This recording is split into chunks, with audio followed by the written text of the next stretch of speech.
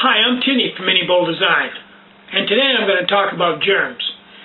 I'm talking about germs today because a lot of people seem to be germophobic from my point of view, and they have the hand sanitizer and the latex gloves and, you know, the whole antibacterial thing. So let me give you my point of view on that, and you can take it for what it's worth.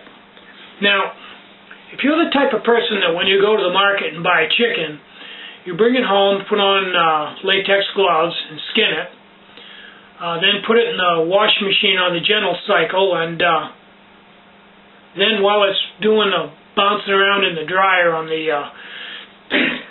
warm cycle, you're washing your hands off with hand sanitizer and wiping up the countertop with bleach. If you're that type of person, you're not a backpacker. And you would never ever survive as a backpacker if you tried it. And here's the reason why. When you're out in the wild, there's two things. There's dead things and live things. The dead things are decomposing, the trees, the ground, the grass, the moss on the rocks. And the things that are alive are living and giving off waste products like moose and bugs and everything else. So you're in a constant state of dirt, germs, bacteria. It's all around you. You may put your hand on a tree that maybe a half an hour ago a moose backed up to, flipped its tail up and scratched its butt on.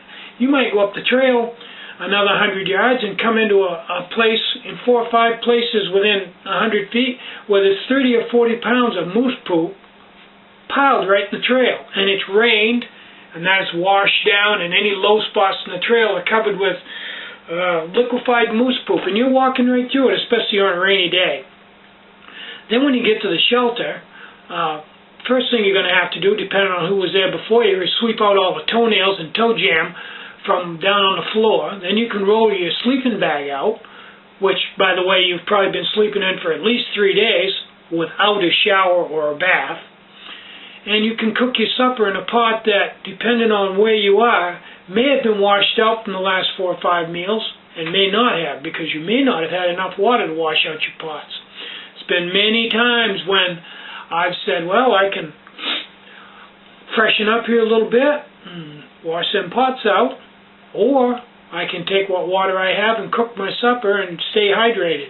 I usually cook my supper and stay hydrated. The washing usually comes later, especially pots. You scrape them out. If you're really, really lucky, you got a slice of bread to wipe them down with. And that's about as good as it gets. So if you're out in that type of an environment where you're filthy all the time, any water you get is simply sifted out frogs' eggs and pond scum, and you're eating with your bare hands, which haven't been washed because there's no way to wash them. And I won't even talk about the bathroom accommodations. That's totally another story altogether. That and the dirty clothes and everything else. There's only one way to fight that, and that's to have a really robust immune system. And if you don't, stay home, because you're going to die. You'll just be a rotten carcass out there on the trail somewhere, laying in a ditch where you died from bacteria poisoning, and nobody wants to see that. I'm Tinny from Mini Bowl Design. Get out and hike, take a friend, stay away from them germs, and more important than anything, have a really great day. Bye-bye.